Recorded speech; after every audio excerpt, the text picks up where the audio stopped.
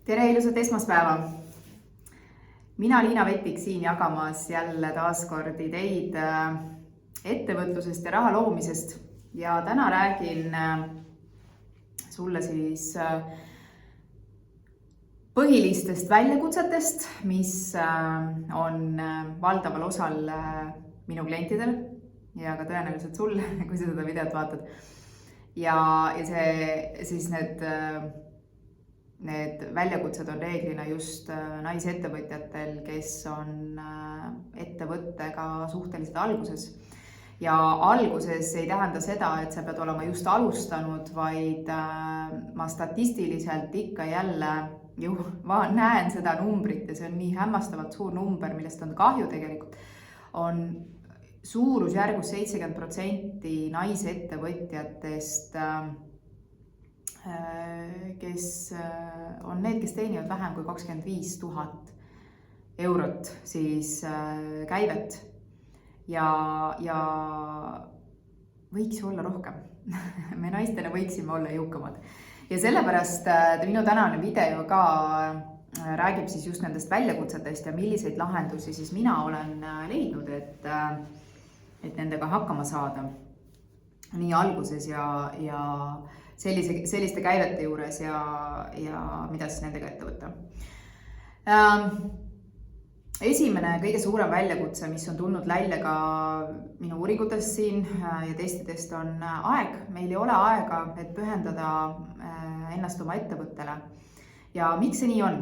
Üks suur põhjus on kindlasti see, et tõenäoliselt oled võib-olla ka sina siis oma ettevõtet alustanud töö kõrvalt.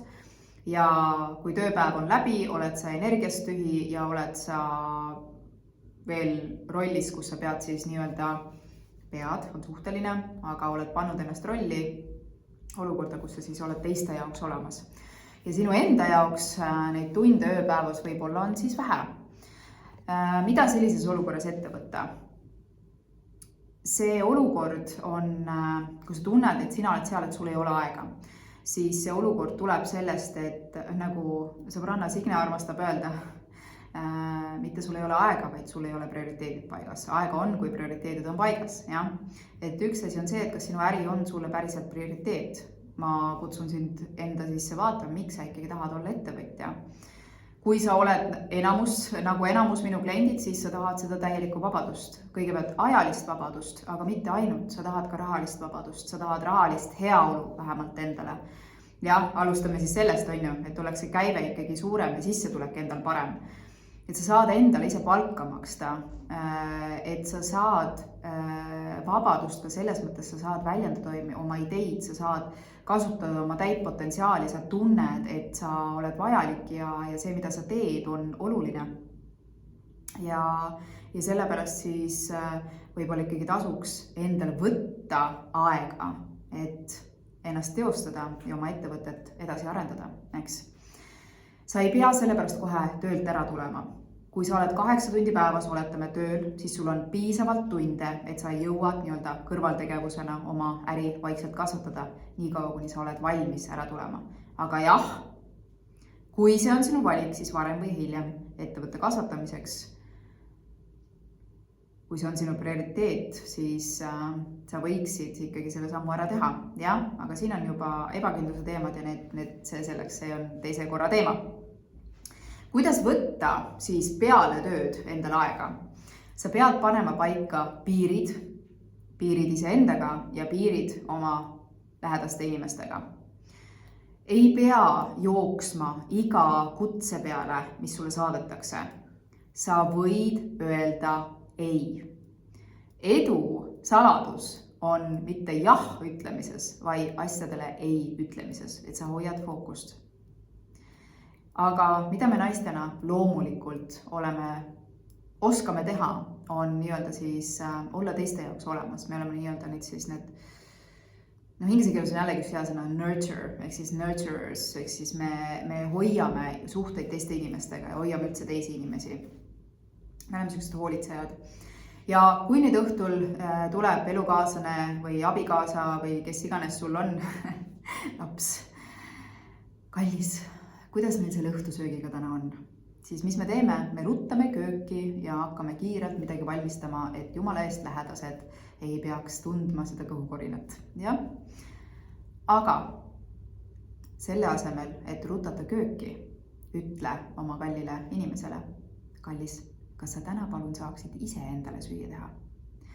Või, mis veel parem, leppige kokku, tehke kompromisse, et sina hoolitsed õhtusöögi eest nendel õhtutel, tema hoolitseb õhtusöögi eest nendel õhtutel. Ja sa tead, et sul on nendel õhtutel aega 1, 2, 3 tundi, et sa saad enda ettevõttele pühendada. Jah? Tehke kokkuleppeid, rääkige omavahel, mida te vajate, on ju.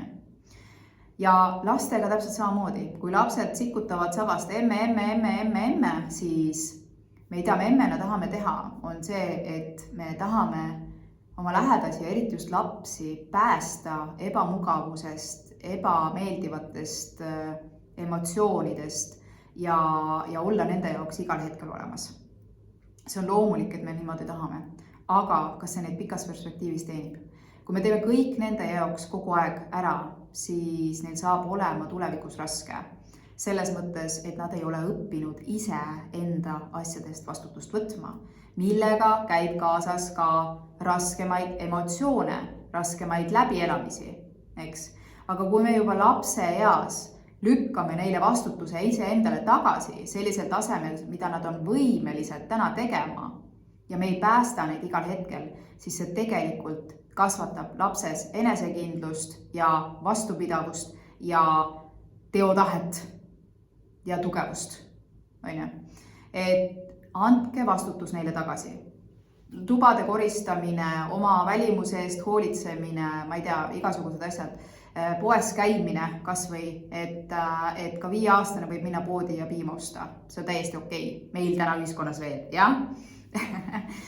Et kui pood on lähedal, aga see selleks. Mis ma tahan öelda, me ei pea kõike eest ära tegema. Nad saavad ise liikuda, meil on ühistransport, meil on kõik võimalused olemas.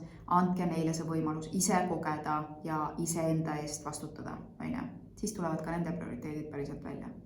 Andke neil võimalus jõuda sinna, üldse mõelda, mis on minu jaoks oluline.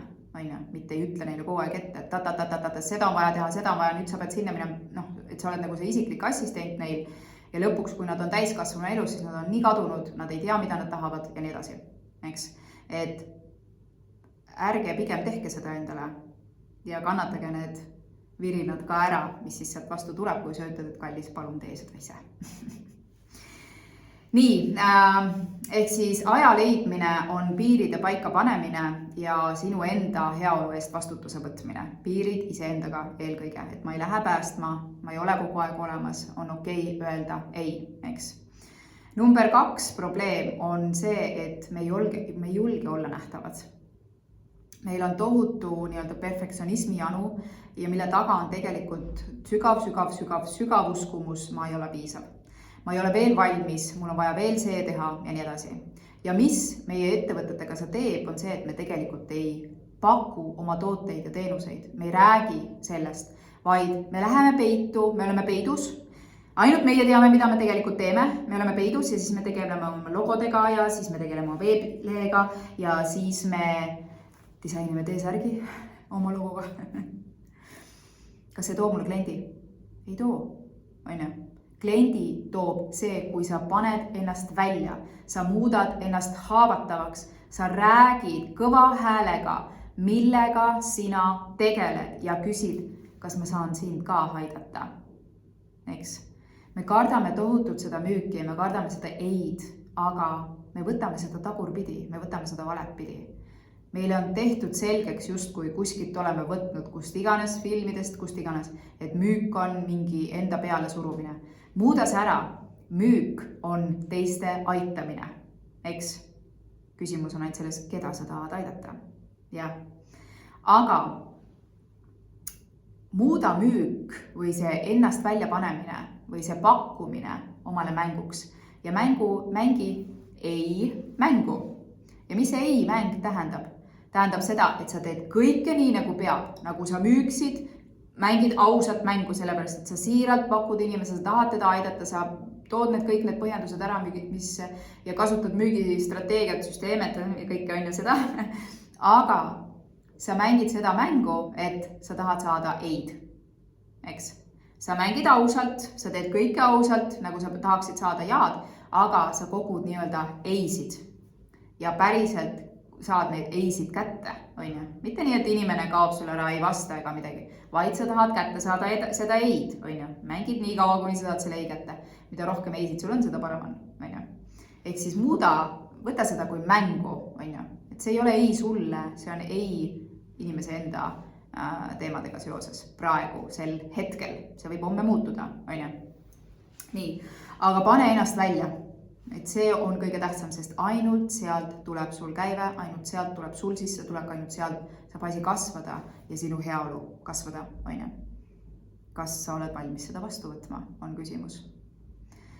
Kolmas väga oluline väljakutse nii-öelda on, kas seda saab väljakutseks öelda, aga probleem, mida ettevõtjad kas siis teevad ja mis on põhjus, miks enamus ettevõtjaid ei näe 3 aastat, 5 aastat, rääkimata 10, 20 ja veel 10 aastatest, on see, et me hüppame ühelt asjalt teisele. Meil ei ole fookust ja hüppame ühelt ideelt teisele. Ja see ajab segadusse sinu, see ajab segadusse kliendi, tiimi sul võib-olla siis selles etapis veel ei ole nii varajases etapis. Võib-olla kasutad assistenti osakoormusega, tema puhul ka, et mida sa siis nüüd täpselt teed ja mille eest sa seisad. Ja mida me teeme? Ettevõtja oma loomult on reeglina loov inimene ja meie tugevuseks, naturaalseks tugevus, loomupäraseks tugevust ongi näha võimalusi, näha ideid. Aga mis me teeme on see, et me alustame ühe asjaga, me räägime seda, siis me ei lähe oma müügiga lõpuni välja, vaatame, et keegi ei reageeri, see ei tööta, põmm. Ja mis me teeme? Juba kuskil uus idee terendab, oi, see on nii põnev, ma tahaks seda teha, vot see on äge, see läheb kindlasti käima, siis su aju veel loob sinna taha hästi sükse tugeva, sellega saab ilmselt rohkem raha teenida kui see, mis praegu, see ei tööta juba, sul on juba igav sellega. Vot see on see. Ja siis sa hakkad selle poole minema. Siis sa teed selle asja valmis, proovid natuke ja mis, vot see on veel parem idee.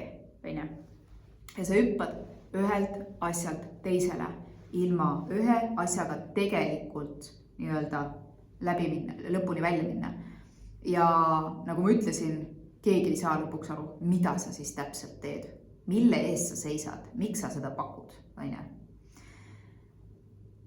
Ma olin seal, ma tean, ma olen tohutult igasuguseid asju katsetanud ja proovinud ja nii edasi. Sellepärast, et mõnes mõttes ma alles otsisin iseennast. Ja see on ka okei, kui sa selles etapis oled. Aga selleks, et sa jõuaksid kiiremini ja oskaksid fookust hoida, küsi endalt, mille eest sa seisad. Esiteks, miks sa ikkagi tahad ettevõtja olla? Tule tagasi video algusesse, millest ma just rääkisin. Keda sa tahad aidata? Sest ettevõtlus ja müük ei ole mitte midagi muud kui aitamine. Sinul on see lahendus, millega sa aitad. Miks sa tahad olla ettevõtja? Keda sa tahad aidata ja mis on see missioon seal taga? Mille eest sa seisad? Miks su ettevõte eksisteerib? Mõtle need 3 küsimust enda jaoks läbi.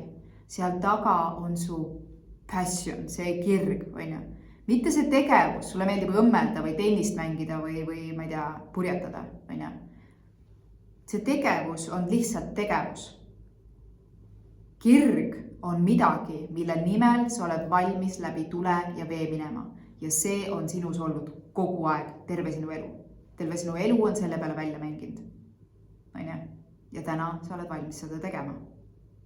Seda pakkuma ja seda oma ettevõtte missioonina, sinu missioonina edasi kandma. Ja seal on peidus ka sinu täielik potentsiaal. Kui sulle meeldis minu tänane video, siis ole hea, tule YouTube'i ka minu jälgijaks. Kui sa tahad minu igapäevast elu näha, siis tule Instagrami, seal ma ikkagi jagan oma igapäevast elustiili. Ja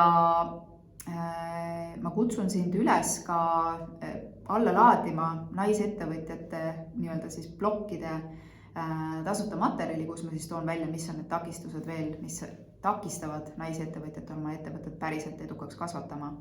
Ja kui sina oled päriselt ka valmis oma elu muutma ja juba sellest aastast eelkõige just mindset ja teadlikult oma ettevõtet üles ehitama, siis endiselt veel uksed on kinni, aga kui sa oled tõesti valmis, siis räägime ja ehk õnnestub sul isegi juba 8. augustil esimese workshopina mentorprogrammis osalejana ka 4 kuud oma elu pea peale pöörata ja seda just heas mõttes, eks. Kui ei, siis kohtume sinuga uuel nädalal uues videos. Igal juhul aitäh, et sa oled.